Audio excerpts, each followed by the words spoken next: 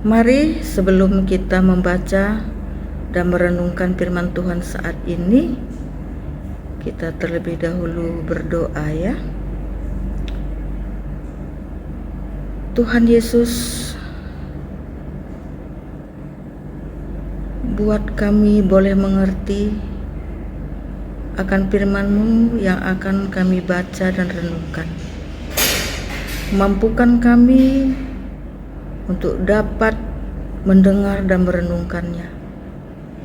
Dan setelah itu, mampukan juga kami untuk dapat melakukannya dalam kehidupan kami.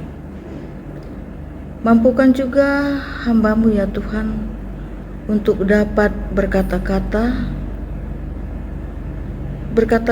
tentang firman Tuhan, sehingga bukan dari perkataannya sendiri, tapi Allah yang berkata-kata kepada umat-Nya. Berbicaralah Tuhan kepada kami. Dalam nama Yesus kami berdoa. Amin. Firman Tuhan pada hari ini kita ambil dari Filipi 4 ayat 4. Beginilah firman Tuhan. Bersukacitalah senantiasa dalam Tuhan. Sekali lagi kukatakan, bersukacitalah.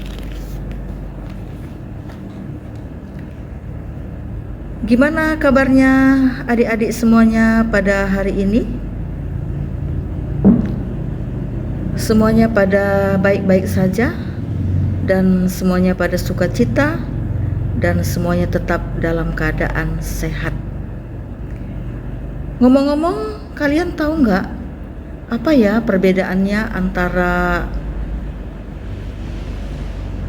kegembiraan, keceriaan, dan kebahagiaan dan sukacita? Sebenarnya sih hanya beda tipis. Banyak orang mengatakan bahwa kebahagiaan, kegembiraan, dan keceriaan itu adalah bahasa baku, sedangkan sukacita itu adalah bahasanya orang Kristen. Apakah itu benar? Kalau menurut saya sih bukan merupakan suatu kebenaran. Adik-adik semua, kebahagiaan, kegembiraan, keceriaan itu adalah sesuatu yang timbul dari luar, ataupun dikatakan pengaruh dari luar. Sebagai contoh, kalau adik-adik menonton komedi di YouTube, atau juga ketika adik-adik mendapatkan juara pada suatu perlombaan ataupun sayembara, ataupun ketika adik-adik merasa bahagia, merasa ceria ketika mendapatkan kado dalam ulang tahun. Nah, kegembiraan, kesenangan, atau keceriaan itu hanya pengaruh dari luar.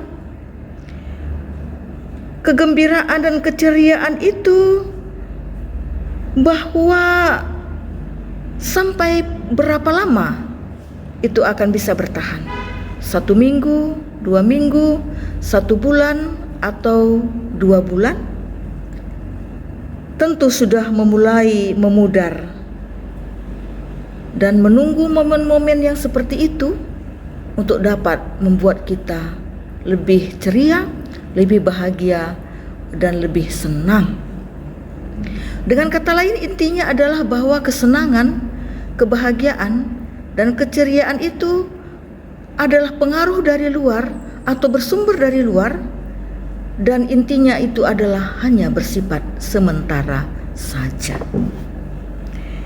Adik-adik, bagaimana dengan sukacita? Sukacita itu adalah suatu sikap yang tenang, suatu sikap yang tangguh, suatu sikap yang mantap, yang dimiliki oleh seseorang tanpa dipengaruhi dari luar. Sukacita itu berasal dari hati, dari dalam lubuk hati orang yang paling dalam. Walaupun situasinya lagi buruk sekalipun, mereka atau orang itu dapat bersuka cita dan bersyukur kepada Tuhan. Tema kita hari ini akan belajar tentang sukacita dari seseorang yang dalam hidupnya banyak sekali pergumulan ataupun penderitaan. Siapa ya kira-kira? Nah, dari Filipi 4 ayat 4 tadi,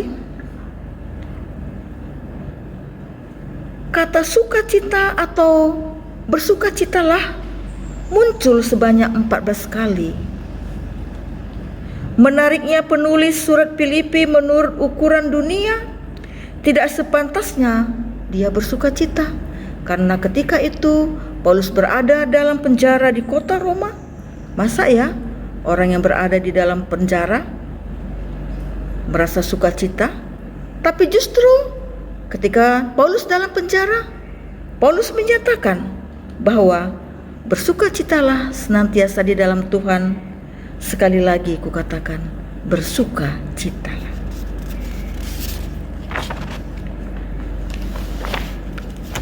Adik-adik semua, Paulus bukan hanya di penjara saja pada saat itu mengalami penderitaan, tapi pada saat itu juga dia difitnah di dalam pelayanannya.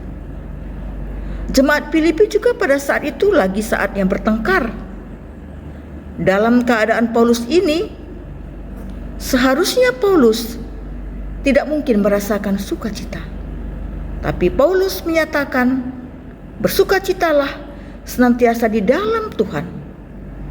Paulus menyatakan bahwa dia bersukacita bukan karena dia berada di dalam penjara, atau bukan karena dia sedang mengalami suatu situasi yang bahagia, tapi penyertaan Tuhan yang membuat dirinya melekat kepada Tuhan, sehingga dalam kondisi jerali besi atau dalam kondisi yang tidak bahagia, Paulus berani menyatakan, bersukacitalah senantiasa di dalam Tuhan, karena di dalam Tuhan semua ikatan-ikatan yang membelenggu tidak bisa memutuskan jika hubungan kita itu dekat dengan Tuhan.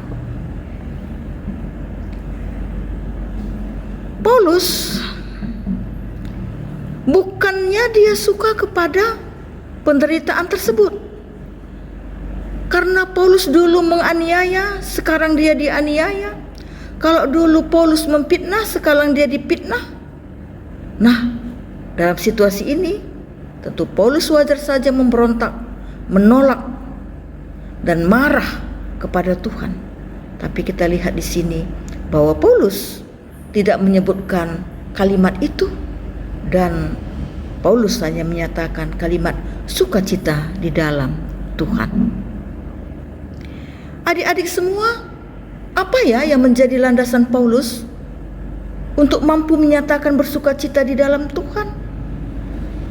Rupanya Paulus menyatakan damai sejahtera yang berasal dari Allah, itulah yang memberi aku penguatan, yang membuat aku menjadi semangat. Jadi tidak hanya Paulus tidak tergantung kepada apa yang terjadi di sekelilingnya, tetapi bergantung kepada Allah. Inilah dasar bagi kita untuk bisa bersukacita di dalam Tuhan, walaupun berat penderitaan yang kita alami, karena dasarnya adalah bergantung kepada Allah. Adik-adik semuanya, apa yang menghalangi sukacita kita semuanya? Kekhawatiran, rasa was-was, kecemasan, dan sebagainya. Tetapi jangan sempat kekhawatiran itu menutup mata kita, membelenggu hati kita. Kekhawatiran itu menguasai hidup kita. Paulus menyatakan, berserah kepada Allah. Inilah sukacita Paulus. Paulus mengarahkan dirinya kepada Allah, Allah yang tidak terbatas. Dan Paulus menyerahkan diri yang terbatas itu supaya Allah memimpin kehidupan Paulus. Demikian juga kita semuanya. Kita harus menyerahkan diri kita yang terbatas ini kepada Allah yang tidak terbatas, sehingga Allah memimpin kehidupan kita, sehingga kita mampu untuk bersuka cita. Kita berdoa. Tuhan Yesus, kami mau menyerahkan semua kekhawatiran kami kepadamu, rasa cemas kami kepada Engkau yang tidak terbatas. Segala keterbatasan kami ini kami serahkan kepadamu, dan Engkau yang memimpinnya, sehingga dalam situasi kondisi apapun kami percaya kepadamu bahwa Engkau memimpin hidup kami. Pimpinan hidup yang berasal dari Engkau akan membuat sukacita berkelimpahan di dalam hidup kami. Di dalam nama Yesus kami berdoa. Amin. Baca kitab suci, doa tiap hari, doa tiap hari, doa tiap hari. Baca kitab suci, doa